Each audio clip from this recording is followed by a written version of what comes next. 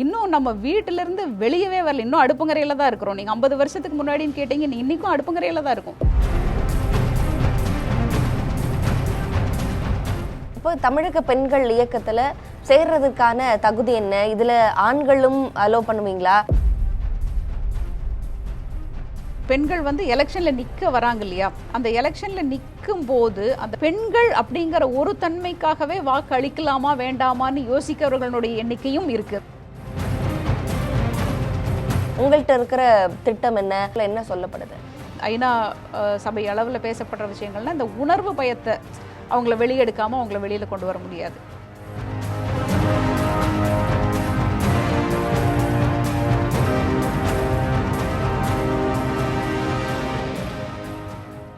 வணக்கம்.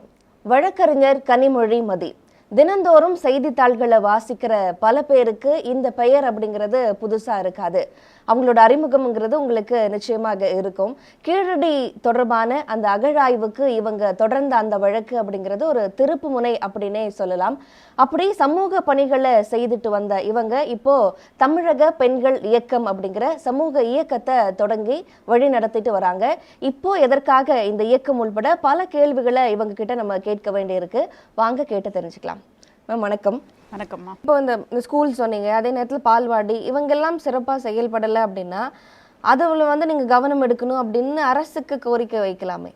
இல்லை, அரசுக்கு நாங்கள் கோரிக்கை வைத்த விஷயங்கள் நிறைய இருக்குது. அதற்காக பொதுநல வழக்குகளும் இன்னும் நிறைய நடந்துகிட்டு இருக்கு. ஆனால் இது வந்து மிக முக்கியமான விஷயம். நாங்கள் இப்போ தமிழக பெண்கள் இயக்கம் கிளைகள் எங்கெங்கெல்லாம் உருவாக்குகிறார்களோ அங்கே இருக்கக்கூடிய பெண்களை ஒருங்கிணைச்சு நாமே நமக்கு செயல்படுக்கணும். இந்த விஷயம் ஒன்று.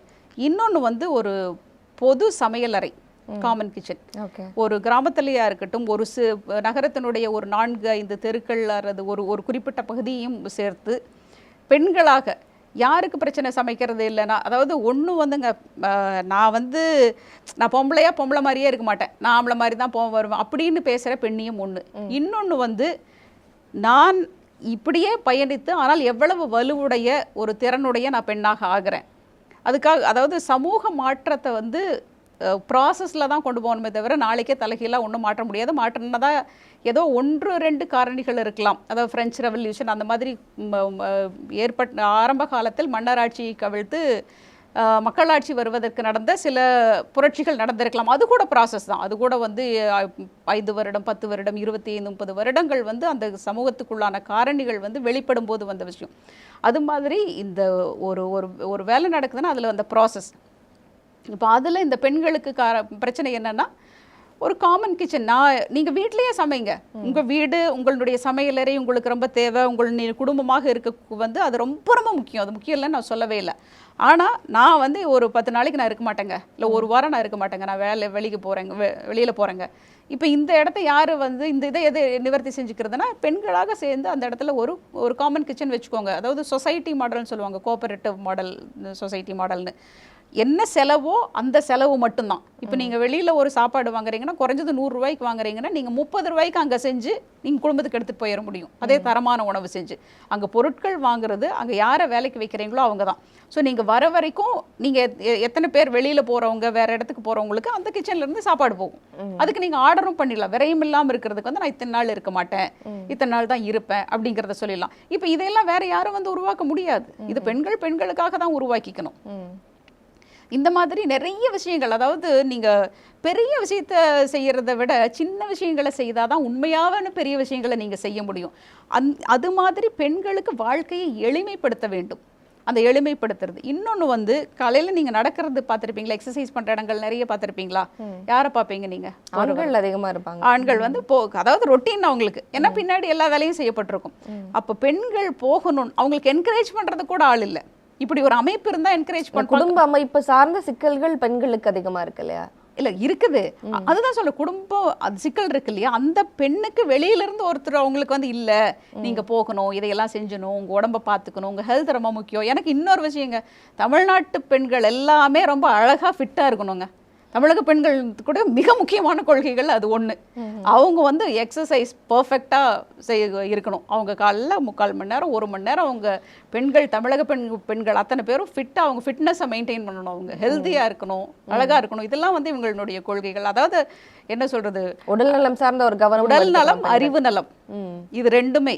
இது பெண்களுடைய அழகு என்பது என்ன, அவர்களுடைய அறிவும் உண்மையாகவே தைரியமாக இருக்கக்கூடிய நிலைமையும் தான் அவங்களுடைய அழகு.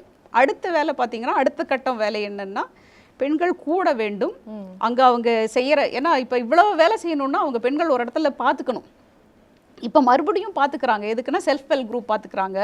அந்த இடத்த எனக்கு தெரிஞ்சு கிராமப்புறங்கள்லையும் இங்கே நகர்ப்புறங்கள்லையும் பார்த்துக்கிறத அவங்க ஒரே என்ன ஆயிடுச்சுன்னா, அந்த செல்ஃப் ஹெல்ப் குரூப்பில் ஒரு 10 பேர் அல்லது 20 பேர் இணைந்து கூட்டாக பணம் போட்டு, இல்லை அதுக்கு வந்து இன்னொரு அமைப்பு ஒன்று, ஒரு ஃபினான்ஷியல் இது வருவாங்க, ஒரு பேங்கிங் சேனல் ஒன்று வருவாங்க, அவங்க இவங்களோட பார்ட்னர் ஆவாங்க.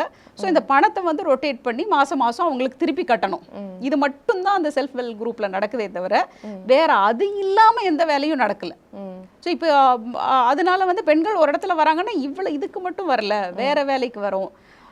அவங்களுக்கு பேசுறதுக்கோ அவங்களுடைய கருத்துக்களை பகிர்ந்துக்கிறதுக்கோ, இல்லை அதை தாண்டி, அதாவது நான் சமைக்கிறது, உடை உடுத்துறது, இல்லை இந்த வேலையை தான் செய்யறது, இதை தாண்டி அவர்களுக்கு கருத்துக்களை பரிமாறிக்கொள்வதற்கு இடம் கிடைக்கல. இதை நான் எப்படின்னா, இன்னைக்கு படித்து வெளியில் வராங்க இல்லையா, இப்போ இளம் தலைமுறையினர், அவங்களுக்கு எல்லாமே இன்னைக்கு கையிலேயே எல்லா விஷயமும் தெரிய வர்ற மாதிரி நம்மளுக்கு ஃபோன் இருக்குது. இந்த ஃபோனில் சில விஷயங்கள் இப்போவும் அவங்களுக்கும் அரசியல் தான் பேசணுங்கிறது தெரியல. ஸோ அப்போ அவங்க அரசியல் சார்ந்த விஷயத்தை இந்த சின்ன சின்ன வேலைகள் செய்யும் பொழுது, ஓ அப்போ இந்த இடத்துல இப்போ நம்ம ஊரில் ஒன்றும் இல்லை, கான்ட்ராக்ட் வேலை நடக்குது, எல்லா ரோடு போடுறாங்க, இது பேருந்து நிலையங்கள் கட்டுறாங்க, எல்லாமே கட்டுறாங்க. எத்தனை கான்ட்ராக்டர் பெண்கள்? யாருமே இல்லை. கிட்ட சொல்ல போனால் 0. அந்த துறையில் வந்து 0. ஏன்னா அங்கே லாபி பண்ணணும், உங்களுக்கு மினிஸ்டர் தெரியணும், மினிஸ்டரோட பிஏவை தெரியணும், இன்னும் பெரிய லெவலில் இருக்கிறவங்கள தெரியணும். இங்கே யாருமே இல்லையே. அது மிக முக்கியமான இடம் இல்லையா. இந்த இடத்துல ஊழல் இருக்கக்கூடாது, பெண்கள் வரணும்னு சொல்கிற விஷயம் நாங்கள் தமிழக பெண்கள் இயக்கம் வலியுறுத்துறது. இந்த இடத்துல பெண்கள் வரணும், ஊழலும் இருக்கக்கூடாது. ஏன்னா அடிப்படையில் நிறைய மாற்ற வேண்டிய விஷயங்கள் இருக்குது. அந்த நிறைய மாற்றப்பட வேண்டிய விஷயங்களை இந்த இடத்துல செய்வாங்க. ஸோ அப்போ பெண்கள் பேசணும் அப்படின்னா, ஆமாம் நம்ம ஊரில் வந்து இதை பற்றின விவரம் கூட தெரியாது. இந்த ரோடு கான்ட்ராக்டுக்கு எவ்வளவு டெண்டர் கொடுத்துருக்காங்க, இந்த டெண்டரில் எத்தனை பேர் பார்ட்டிசிபேட் பண்ணலாம், இந்த டெண்டரில் யார் செலக்ட் ஆனாங்க, இதில் எவ்வளோ பணம் வந்துச்சு, எல்லா டெண்டர்லேயும் ஜல்லி எங்கெங்கே யார் யார் வீட்டுக்கு அந்த ஏரியாவில் பிரசிடெண்ட்டோ கவுன்சிலரோ வேறு யார் எம்எல்ஏவோ எம்பி யார் வீடு கட்டுறாங்களோ அவங்களுக்கு கொஞ்சம் ஜல்லி போகும், அவங்களுக்கு கொஞ்சம் கம்பி போகும், அவங்க என்னென்ன வேலை செய்கிறாங்களோ அதுக்கு போகும். இதை கண்காணிக்கிறோமா, என்ன பற்றின்னு பார்க்குறது இல்லைல்ல. இதெல்லாம் நடக்கிறத விஷயம் தானே. அன்றைக்கும் நடந்துச்சு, இன்றைக்கும் நடக்குது. அரசியல் ஒரே மாதிரி தான் இருக்குது. ஸோ இந்த விஷயத்துன்னு கூட தெரியாது அவங்களுக்கு. போவாங்க, அந்த அந்த அந்த கான்ட்ராக்டர் கீழே கொத்து வேலைக்கு போவாங்க, எல்லாம் போவாங்க. ஆனால் என்ன நடக்குதுன்னு அவங்களுக்கு தெரியாது. கொஞ்சம் இதை தெரிஞ்சுக்கங்க. நான் சொல்கிறது நீங்கள் போய் போகிறோம் என்ன போச்சு எதில் எடுத்து உடனே நாளைக்கு ஹீரோயிசம் மாதிரி சினிமா மாதிரி ஒன்றும் மாற வேண்டிய நிலைமையை நாங்கள் சொல்லலை. ஆனால் என்ன விவரம், இதுதான் கான்ட்ராக்ட்னா இதுதான், எப்படி இங்கே வேலைக்கு வருது, இப்படியெல்லாம் தெரிஞ்சுக்கிட்டு தான், விஷயத்தை தெரிஞ்சால் தான் அடுத்த நிலைமைக்கே போக முடியும். ஸோ விஷயத்தை முதல்ல தெரிய வைக்கிறதுல, ஒரு விழிப்புணர்வை அடைய வைப்பதில் மிக முக்கிய வேலையை தமிழக பெண்கள் இயக்கம் பார்க்கும். ஓகே, இப்போ வந்து ஒரு சமூக இயக்கமாக இது வந்து ஆரம்பிக்கப்பட்டிருக்கு. இப்போ அரசியல் கட்சியாக அடுத்து போகிறதுக்கான வாய்ப்புகள் இருக்கா? இது எப்படி நீங்கள் ஒரு இந்த சமூக மாற்றம் அப்படிங்கிறது தேர்தல்கள் மூலமாக, அதன் மூலமாக அரசியல் அதிகாரத்தை அடைகிறதன் மூலமாக சமுதாயத்தில் இந்த மாற்றம் நிகழும் அப்படின்னு நம்புறீங்களா? அதாவது அரசியலில் வந்து ஒரு மிகப்பெரிய ஃபோர்ஸாக இருக்கணும், இல்லாட்டி மாற்றங்களை கொண்டு வர முடியாது. சமூகமாகவும் இருக்கணும், அரசியலில் ஒரு மிகப்பெரிய ஃபோர்ஸாக வரணும். ரொம்ப உதாரணமாக சொல்ல போனால் திராவிட இயக்கம், தந்தை பெரியார் ஆரம்பித்த திராவிடர் கழகம், அவர் மிக தெளிவாக இருந்தார். சமூக இயக்கம் மிக தேவை, அரசியலை சரி செய்ய வேண்டுமானால் மிகப்பெரிய வலுவான சமூக இயக்கமாக இருக்க வேண்டும் என்று. ஆனால் கால சூழ்நிலைகளில் அது போன்ற சமூக இயக்கங்கள் உண்மையிலேயே வராமல் போகிறது மிக மிக வருத்தத்துக்குரியது. திராவிடர் கழகத்திற்கு பிறகு இயக்கங்கள் ஆரம்பிக்கப்பட்டாலும் மிகவும் வலுவாக ஏதோ போய் சேரலை அப்படிங்கிறது, அதற்கு என்ன காரணிகள்ங்கிறது உண்மையிலேயே நானும் இன்னுமே கொஞ்சம் எனக்குள்ள உள்வாங்கி அதை பற்றி எனக்கு தெரிந்தவர்களுடைய கருத்து கேட்டு நான் அதை அறிஞ்சிக்கணும். ஸோ அந்த இடத்துல பார்க்க போனீங்கன்னா, இன்றைக்கி எதுக்காவது ஒரு இயக்கம் நிஜமாகவே தேவைன்னா அது பெண்களுக்கு தேவை தான், அது இல்லைன்னு யாருமே மறுக்க முடியாது. அந்த மாதிரி பயணிக்கப்பட்ட இடத்துல இன்னைக்கு தேவை விழிப்புணர்வடைய வைப்பதற்கு ஒரு சமூக இயக்கம், அவ்வளோதான். இன்னைக்கு இப்போ என்ன தேவையோ முதல்ல அதுக்கு நம்ம போவோம். அதுக்கு மேல் இருக்கிறதுல இப்போதைக்கு போக வேண்டாம். அவங்கள விழிப்புணர்வடைய வைக்கணும். முதல்ல இன்னும் நம்ம வீட்டுல இருந்து வெளியவே வரல, இன்னும் அடுப்புங்கரையில தான் இருக்கிறோம். நீங்க 50 வருஷத்துக்கு முன்னாடின்னு கேட்டீங்க, இன்னைக்கும் அடுப்புங்கரையில தான் இருக்கும். இன்னைக்கு ஒன்றும் நீங்க கேட்டதுக்கான பதில் இல்லையே. இன்னைக்கு நேரா ஒன்றும் எல்லாருமே கலெக்டராவோ இல்லை எல்லாருமே ஒரு பெரிய அதிகார துறையிலையும் பெண்கள் வரலையே.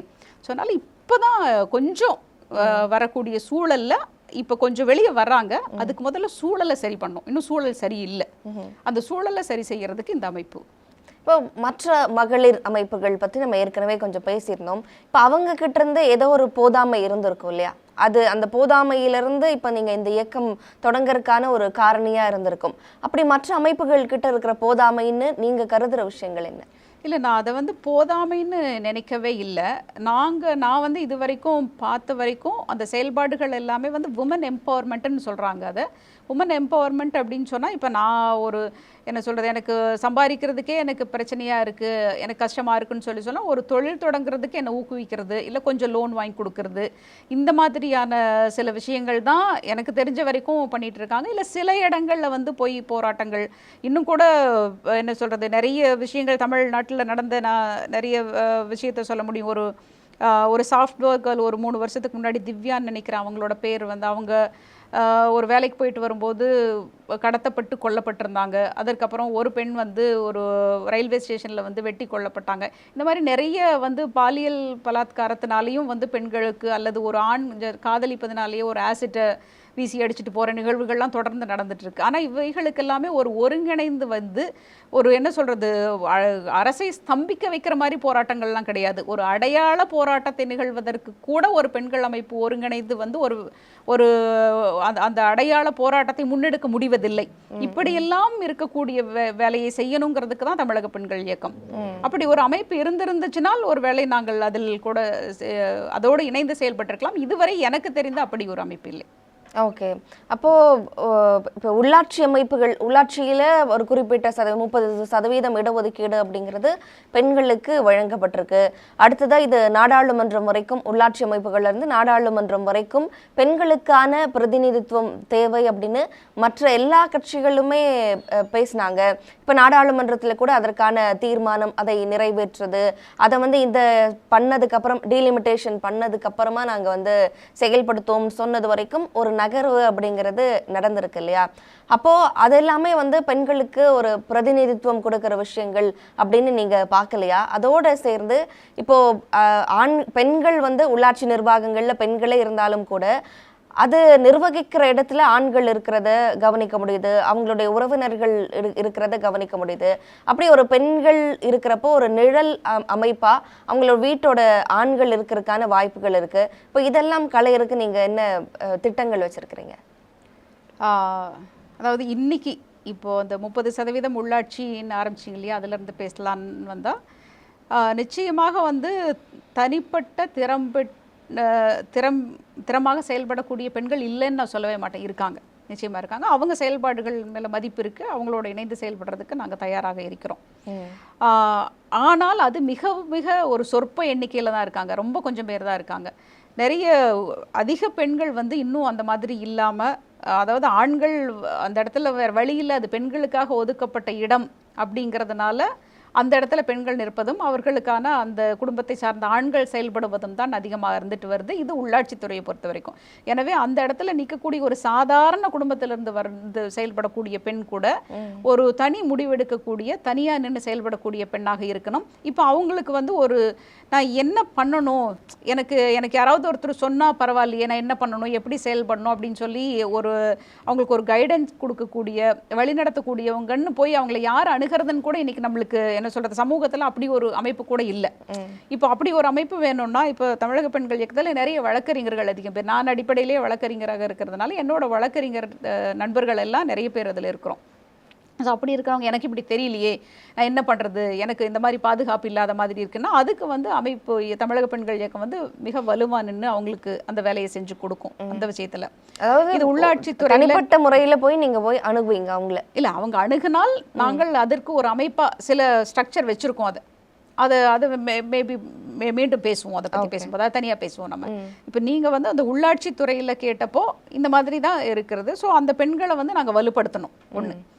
இன்னொன்று, இந்த 50% பெண்களுக்கு மற்ற எல்லா அரசியலினுடைய எல்லா இடத்துலையும் கொடுக்க வேண்டும்ங்கிறது இப்பொழுது கிட்டத்தட்ட பார்லிமெண்ட்டில் சட்டமாக்கி வந்தாச்சு. ஆனால் இன்னும் அமல்படுத்தப்படலை. இது அமல்படுத்தப்படும் காலத்தில். ஆனால் இந்த அமல்படுத்தப்படும் பொழுது இதுவரைக்கும் நடந்த தேர்தல்களில் கிரகிச்சு பார்க்கும்போதும் பார்த்தீங்கன்னா, அதாவது பெண்கள் வந்து எலெக்ஷனில் நிற்க வராங்க இல்லையா, அந்த எலெக்ஷனில் நிற்கும் போது அந்த பெண்களுக்காக பிரச்சாரம் செய்யறதுக்கு எவ்வளவு ஆண்கள் பெண்கள் இருக்காங்க அப்படின்னு பார்த்தா, அந்த பிரச்சாரத்துக்கு போகிறதுல வந்து பெண்கள் கம்மி. அந்த பெண்களுக்காக பிரச்சாரம் செய்ய போகிற பெண்களுடைய அளவும் கம்மி. பிறகு வந்து அந்த பெண்கள் அப்படிங்கிற ஒரு தன்மைக்காகவே வாக்கு அளிக்கலாமா வேண்டாமான்னு யோசிக்கிறவர்களுடைய எண்ணிக்கையும் இருக்குது அதில். அந்த எண்ணிக்கை வந்து அதற்கான நான் கட்டுரைகளையும் படித்தேன்.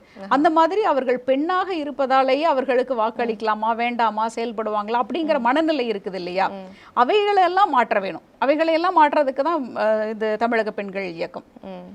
இன்னொன்று, அந்த 50% பெண்கள் நிற்கும் போதும் இப்போ இங்கே உள்ளாட்சித்துறையில் என்ன மாதிரி இருக்குது, அவங்க இப்போவும் எம்எல்ஏ இருக்கிற பெண்ணுக்கு கூட அதான் பெண் வந்து நிற்பாங்களே தவிர பின்னாடி செயல்படுறது பூரா ஆண் தான். எனக்கு தெரியல, நிறைய தெரிஞ்ச எனக்கு எம்எல்ஏ இருக்காங்க, எல்லாருமே அப்படி தான் நடக்குது.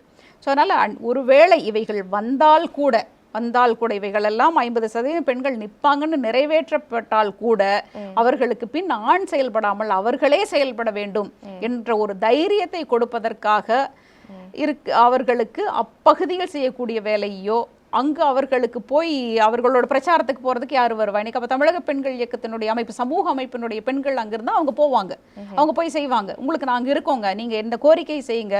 இப்போ பெண்களுக்காக நம்ம பேசணும் இல்லையா, இது வரைக்கும் பால்வாடி, ஒரு சமையல் அறை, இந்த மாதிரி விஷயத்தையெல்லாம் பேசுறதுக்கு நீங்கள் பேசுங்க, நீங்கள் நிற்கிறோம் அப்படின்னு சொல்லுவாங்க இருக்கக்கூடிய பெண்கள்.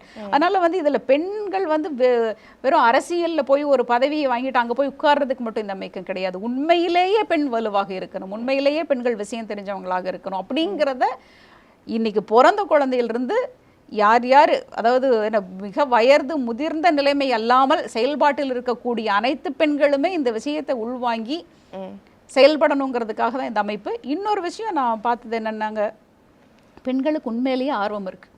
உண்மையிலேயே தன் வந்து என்ன சொல்றது, அதிகாரம் படைத்தவர்கள் அப்படிங்கிறத வாண்டி தன்னுடைய தன்மானத்தை பார்த்து கொள்ளக்கூடிய, தன் வந்து எந்த இடத்துலையும் அசிங்கப்படக்கூடாது, தன்னை வந்து யாரும் மனசு கஷ்டப்படுத்திடக்கூடாது அப்படிங்கிற விஷயம் அவங்களுக்கு உள்ள இருக்கு. இப்படி நம்மளை பண்றாங்களே, நம்மளோட இயலாமையினால வந்து நம்ம இப்படி கஷ்டத்துக்கு உள்ளாக்கப்படுறோமே, மனவலிக்கு உள்ளாக்கப்படுறோமே அப்படிங்கிறது வந்து பெண்களுக்கு நிறைய இருக்குது. ஆனால் அதை வெளிப்படுத்துறதுக்கு ஒரு இடம் கிடையாது. அப்படி அதிலிருந்து வந்து செயல்படணும்னா அதுக்கு ஒரு பிளாட்ஃபார்ம் கிடையாது. அப்படி ஒன்றுமே இல்லாமல் இருக்குது. அப்படி இருந்தால் அவர்கள் வந்து தயாராக இருக்கிறாங்க செயல்படுறதுக்கு. ஸோ இந்த மாதிரி தயாராக இருக்கிறாங்க இல்லையா, அதாவது மனவலியோடு செயல்படுறதுக்கு தயாராக இருக்கிறோம், ஆனால் எங்களுக்கு கைகோர்த்து நடக்க எங்களுக்கு எதுவுமே இல்லை அப்படிங்கிறவங்க நிறைய பெண்களுக்காக செயல்படுவதற்காக தமிழக பெண்கள் இயக்கம் இருக்கிறது. ஓகே. அதே நேரத்தில் இப்போ தமிழ்நாட்டு மக்கள் தொகைன்னு எடுத்து பார்த்தோம் கூட ஒரு 8 கோடி, அதில் பெண்கள் 50 விழுக்காடு அப்படின்னு பார்த்தா கூட ஒரு 4 கோடி. இப்போ இவங்க எல்லாருமே வந்து பல விதமான சிக்கல்கள் இருக்கும். இப்போ நீங்கள் சொன்ன மாதிரி அரசியல் அதிகாரத்தில் ஈடுபடுறதுலேருந்து தன்னோட வீட்டில் கிச்சனை நிர்வகிக்கிறது வரைக்கும், குழந்தைகளை பார்த்துக்கிற வரைக்கும் பல சிக்கல்கள் இருக்குது. இப்படி ஒவ்வொருத்தவங்களோட சிக்கலாக வந்து நீங்கள் அட்ரஸ் பண்ணுறதுக்கு உங்கள்கிட்ட இருக்கிற திட்டம் என்ன? அவங்கள போய் நேரடியாக சந்திக்கிறப்போ பெண்கள் தரப்பில் என்ன சொல்லப்படுது? குறிப்பாக இந்த கிளைகள் ஆரம்பிக்கிறதுக்கு நாங்கள் பெண்கள் அணுகிறது இல்லை அவங்க எங்களை அணுகிறது அந்த மாதிரி நேரங்கள்ல இருக்கும் இல்லையா, அவங்க முதல்ல வந்து அதாவது பெண்களுக்கு இன்றைக்கி வந்து என்ன சொல்கிறது, அடித்து துன்புறுத்துறது, அந்த ஃபிசிக்கல் வயலன்ஸ் அந்த பயம் போயிடுச்சு. ஆனால் உணர்வு ரீதியான பயத்தை வந்து அவங்களுக்கு இன்னும் ஊட்டியிருக்கு. அதுதான் இன்றைக்கி உலக அளவில் ஐநா சபை அளவில் பேசப்படுற விஷயங்கள்னால் இந்த உணர்வு பயத்தை அவங்கள வெளியெடுக்காமல் அவங்கள வெளியில் கொண்டு வர முடியாது. ஸோ அப்படி இருக்கும்போது இந்த பெண்களுக்கான பிரச்சனைங்கிறது இன்னும் அவங்க எல்லாமே செயல்படணும்னு நினச்சாலும் உணர்வு பூர்வமாக அவங்க பயமாக தான் இருக்காங்க. ஸோ அந்த பயத்தை களைஞ்சு அவங்க வெளியில் வரணும் அப்படிங்கன்னா நாங்கள் போகும்போது அவங்க சொல்கிற விஷயம் என்னென்னா, எங்களுக்கு ஆசை தான், செயல்படணும்னு ஆசை தான், ஆனால் அரசியலில் கூடி செயல்பட்டால் ஏற்கனவே எங்கள் எல்லாருமே சுற்றி இருக்கிறவங்க எல்லாருமே பல அரசியல் கட்சிகள் இருக்காங்க, செயல்பட்டு இருக்காங்க. அப்போ நீங்கள் எதுக்கு அரசியலில் செயல்படணும் தேவையா அப்படின்னு எங்களை அவங்க கேட்டுருவாங்களோ அப்படிங்கிற பயம், கேட்டுட்டாங்கங்கிற பயம் இல்லை, செயல்பட வந்தால் அதனால என்னன்னா இல்லை அப்போ நாங்கள் குழந்தைகள் கல்வி, பெண்கள் கல்வி அந்த மாதிரி வேற ஏதாவது சொல்லலாமா, நேராக அரசியல்னு சொல்லாமல் வேற எதையாவது சொல்லலாமா அப்படின்னு கேட்குற கேள்விகளும் உண்டு. இன்னொன்று வந்து நாங்கள் செயல்பட தயாராக இருக்கிறோம், நேரடியாக முன்னாடி வந்து செயல்பட முடியாது, யாராவது செயல்பட்டாங்கன்னா எங்களுக்கு மகிழ்வாக எங்களுடைய ஆதரவை அவங்களோட கொடுத்து நிற்போம் அப்படின்னு சொல்லக்கூடிய பெண்கள் மிக மிக ஏராளம். இப்போ இந்த பெண்கள் சார்ந்த பிரச்சனைகள் பேசுகிறப்போ பெண்களை இன்னும் மற்றொரு பெண்கள் புரிஞ்சுக்கிறது அப்படிங்கிறது எவ்வளோ முக்கியமோ அதே நேரத்தில் பெண்களை ஒரு சொசைட்டியாங்கிறப்போ ஆண்களும் ரொம்ப புரிஞ்சுக்கிறது முக்கியம் இல்லையா? அதே நேரத்தில் நீங்கள் பெண்களை அணுகிற அதே நேரத்தில் ஆண்களையும் அரசியல் மையப்படுத்தணும் அப்படிங்கிறதும் ரொம்ப முக்கியமான ஒரு விஷயமா மாறுது. அதுக்கு உங்களுடைய பிளான் என்ன? அதாவதுங்க இது வந்து இந்த இருபாலரும் சேர்ந்து செயல்படணும். நான் ஏற்கனவே சொன்னேன், இதில் ஆண்கள் இணையலாமா? நிச்சயமாக இணையலாம். அதாவது ஒரு நல்ல விஷயத்தை செய்யணும் அப்படின்னு சொன்னால் அதனுடைய பெயரோ அதனுடைய எதுவுமே அதற்கு வந்து தடையாக இருக்காது. அதனுடைய கோட்பாடுகள் சரியாக இருந்தால் யார் வேணாலும் அதோடு சேர்ந்து செயல்படுவார்கள். இப்போ நான் பெண் வளர்க்கறிங்கிறதுனால எனக்கு நான் ஆண் கிளைண்ட்டே வரது இல்லையா? நிச்சயமாக என்னோட திறமை இருந்து தான் வரதான் செய்கிறாங்க. அவங்களுக்காக நாங்கள் வழக்காடுகிறோம், மிக திருப்தியாகவும் செல்கிறார்கள். அதனால் வந்து இன்றைக்கி சமூகத்தில் பெண்ணாக இருந்தாலும் ஆணாக இருந்தாலும் சரியாகவும் சரியான செயல்பாடுகளையும் முன்னெடுத்தால் அதோடு இணைந்து செயல்படுவதற்கு சரியாக தான் இருக்கிறாங்க. அதனால் இப்போ நம்ம இந்த இன்டர்வியூ இல்லை என்னோட சேர்ந்து தினமும் பயணிக்கிறவங்க எல்லாருமே இதில் என்ன ஆண்கள் இல்லையா? தொடர்ந்து இருக்க தான் செய்கிறாங்க. அவங்க என்ன மதிக்கிறாங்க? நான் செய்யக்கூடிய இந்த வேலையை பார்த்து மதிக்கிறார்கள். நான் இந்த தமிழக பெண்கள் இயக்கம் முன்னெடுத்திருக்கிறேன் இல்லையா, இதை பார்த்து இப்படி ஒரு ஐடியா உனக்கு வந்திருக்கு, நீ அதை சிறப்பாக செய்யணும்னு என்னை நிறைய ஆண்கள் எனக்கு வந்து என்னை என்கரேஜ் பண்ணுறாங்க. ஸோ இவங்கெல்லாம் நான் மதிக்கக்கூடியவர்கள். எனவே வந்து அவங்க கூட ஆண்கள் அனைவரும் உடனிருக்கிறார்கள் என்ற தைரியத்தில் தான் அது அவங்களுக்கும் தெரியும் பெண்களுக்கு ஒரு அமைப்பு தேவை. பெண்களுக்கு இப்போ நாங்கள் ஒரு ஆணோட பேசும்போது ஆமாங்க இப்படி தேவை, என்னுடைய மனைவி பாதுகாப்பாக போய் வரணும்னு நாங்கள் நினைக்கிறோம், அதனால உங்களுக்கு இப்படி இருந்துச்சுன்னா நாங்கள் அனுப்புவோமே அப்படிங்கிறாங்க. என்னோட மகள் பாதுகாப்பாக போய் வரணும்னு நினைக்கிறோமே நாங்கள் அனுப்புவோம்னு சொல்கிறாங்க. இப்போ ஒன்றும் இல்லைங்க, ஒரு பொதுக்கூட்டம் வைக்கிறோன்னு வைங்க, இப்போ ஒரு பெண்களுக்குன்னா நம்ம குறைஞ்சது ஒரு 1000 பெண்கள் வராங்கன்னு ஒரு பொதுக்கூட்டம் வைக்கிறோம்னு நினச்சிக்கோங்க. அங்கே எவ்வளவு கழிவறை இருக்கலாம்னு அட்லீஸ்ட் யாராவது இதுவரைக்கும் நிறைய பொதுக்கூட்டங்களில் வந்து கணக்கு போட்டிருக்காங்களான்னு எனக்கு தெரியாது. அப்போது ஒரு 100 பெண்கள் வந்தால் 100 பெண்களுக்கு 10 கழிவறை அவசியமாக இருக்க வேண்டும், இந்தந்த இடத்துல இருக்க வேண்டும், குப்பை வசதி அகற்றுவதற்கான வசதி இந்த இடத்துல இருக்க வேண்டும். இதெல்லாம் கணக்கு போடுறாங்களான்னு தெரியாது. நான் சொன்ன இல்லையா, சிறு விஷயங்கள் தான் மிக அழகான பிரம்மாண்டத்தை உருவாக்கும். அதுபோன்று இப்போ நான் வந்து ஒரு பெண்களுக்கு ஒரு 1000 பேர் வரக்கூடிய பொதுக்கூட்டம் என்றால் அப்போ ஒரு 100-150 பேருக்கு இவ்வளவு, குறிப்பாக டாய்லெட் வசதி, குறிப்பாக குப்பைகளை தூக்கி போடக்கூடிய வசதி, இது ரெண்டும், தண்ணீர் வசதி, இது மிக முக்கியமாக செய்யப்பட்டிருக்க வேண்டும். இப்படியெல்லாம் நாங்கள் பேசும்போது ஆண்கள் இம்ப்ரெஸ் ஆகுறாங்க. ஓ சரியா செய்கிறீங்க, இப்படியெல்லாம் இருந்தால் நாங்கள் எங்களோட எல்லாத்தையும் அனுப்புவோமே, எல்லாரும் போகலாமே அப்படின்னு சொல்லி. அதனால வந்து இது ரொம்ப முக்கியமாக சொல்ல போனீங்கன்னா இன்னைக்கு வர்ற காலகட்டத்தில் ஆண்கள் சமைச்சு பழகணும். சும்மா வந்து இன்னைக்கு 2 பேரும் ஒன்றா தான் வேலைக்கு போகிறோம் வரோம், அன்றைக்கி நடந்த மாதிரியே வந்து நீ எல்லா வேலையும் செய்ய, நான் ஒன்றுமே செய்ய மாட்டேன்னு சொல்லி. ஸோ அவங்களுடைய மனநிலையும் நம்ம வந்து என்ன சொல்கிறது, ஒரு அடாவடித்தனமாக இல்லாமல் அவங்க ரெடியாக இருக்கிறாங்க. ஸோ அதை வந்து ஆமாம் ஒரு சிம்பிளிஃபை பண்ணுறதுக்கு இவ்வளோ தான் சமையல் இப்படி மாற்றி செஞ்சுப்போம் அப்படிங்கிற ஒரு சமூக மாற்றத்தை கொண்டு வர்றதுக்கு இந்த அமைப்பு செயல்படும். அதில் அவங்கள வந்து ஒரு தோழர்களாகவும் நண்பர்களாகவும் இணைத்து கொண்டு தான் செயல்படும். இது தமிழக பெண்கள் இயக்கம் தமிழகம் முழுவதும் வந்து செயல்படும் அப்படின்னு சொல்கிறீங்க, அது எப்படி செயல்படுது? அதாவது தமிழக பெண்கள் இயக்கம்ங்கிறது ஒரு சங்கமாக பதிவு செய்யப்பட்டிருக்கிறோம். இந்த சங்கத்தினுடைய தலைமை அலுவலகம் சென்னையில் இருக்குது. எங்களுடைய அலுவலகத்திலே தான் அதுவும் இயங்குகிறது. இது ஒரு சங்கமாக பதிவு செஞ்சப்பட்டிருக்கிறதுனால இதில் நாங்கள் வந்து தலைவர், செயலர், இணை செயலர், பொருளாளர், அந்த எக்ஸிக்யூட்டிவ் கமிட்டி வந்து இதில் வச்சுருக்கோம். இதே இப்போ நாங்கள் அதாவது சிறிய பரப்பளவில் செயல்பட்ட நிர்வாகத்தை வந்து மிகவும் சீராகவும் எல்லாருக்கும் எல்லாம் சென்று சேருங்கிற அளவில் செய்ய முடியும். அதனால் வந்து மாவட்டம்ங்கிறத விட தாலுக்கா வைஸ், தமிழ்நாட்டில் தாலுக்காக்கள் இருக்குது இல்லையா, அந்த தாலுக்காவுக்கு ஒரு வேளை பெண்கள், ஒரு குறிப்பிட்ட பெண்கள் 10 பெண்கள், 5 பெண்கள், 50 பெண்கள், 100 பெண்கள் அப்படி இணைந்து வந்து எங்களை அணுகுனாங்கன்னா அங்கே வந்து ஒரு கிளை உருவாக்குவோம். அங்கே வந்து இதே சங்கம், இந்த சங்கத்தினுடைய கிளையாக அங்கே செயல்படும். அதற்கான என்னென்ன சட்டத்திட்டங்களை சரியாக வரைமுறைப்படுத்தமோ அது எல்லாமே, நாங்கள் வழக்கறிஞர்களாக இருப்பதால் எங்களுக்கு அதில் பெரிய சிக்கல் இல்லை, அதை எங்களால் மிக சரியாகவும் செய்ய முடியும். அதனால் ஒவ்வொரு தாலுக்கா பகுதிகளிலும் இந்த தமிழக பெண்கள் இயக்கம் அமைக்கப்படும். பெயர்லயே தமிழக பெண்கள் இயக்கம் அப்படின்னு இருக்கு. இப்போ தமிழக பெண்கள் இயக்கத்துல சேர்றதுக்கான தகுதி என்ன? இதுல ஆண்களும் அலோ பண்ணுவீங்களா? பெண் உரிமை சார்ந்து யோசிக்க நிறைய இன்டெலெக்சுவல்ஸை சமுதாயத்துல நம்ம பார்க்குறோம். இப்போ அவங்களும் இது கூட இன்க்ளூடட் தானா? இதில் பெண்களினுடைய கண்ணியத்தை மிகவும் மதிக்கக்கூடிய, பாதுகாக்கக்கூடிய அனைத்து ஆண்களுமே இதில் சேரலாம். எங்களுடைய வைஸ் பிரசிடென்ட் திரு சுப்பிரமணியம் அவர்களே ஒரு ஆண். ஒரு 50%ங்கும்பொழுது நாங்கள் 50% தான், அதற்கு பிறகு இருக்கக்கூடியவர்கள் ஆண்கள் தான். அந்த இதில் வந்து நாங்கள் தெளிவாக இருக்கிறோம். 18 வயதை கடந்த அனைத்து பெண்களும் தமிழக பெண்கள் இயக்கத்தில் இணைவதற்கு தகுதியுடையவர்கள். இப்போ அந்த இயக்கத்தில் இணையணும் விரும்புகிற மற்றவங்க என்ன பண்ணணும்? உங்களை எப்படி அணுகிறது அவங்க? எங்களோட வெப்சைட் இருக்குது, தமிழக பெண்கள் .org ஒன்று இருக்குது. அந்த வெப்சைட்டில் போனீங்கன்னா எங்களோட இமெயில் இருக்குது. அந்த இமெயிலில் அவங்களுடைய பதிவு வரும், விண்ணப்பம் வரும். அதில் விண்ணப்பிச்சாங்கன்னா அது எங்களுக்கு வந்துடும். நாங்கள் உடனே அவங்கள தொடர்பு கொள்ளுவோம். அதில் எங்களுக்கு தொடர்பு கொள்ளக்கூடிய எண்களும் அந்த வெப்சைட்டில் இருக்குது.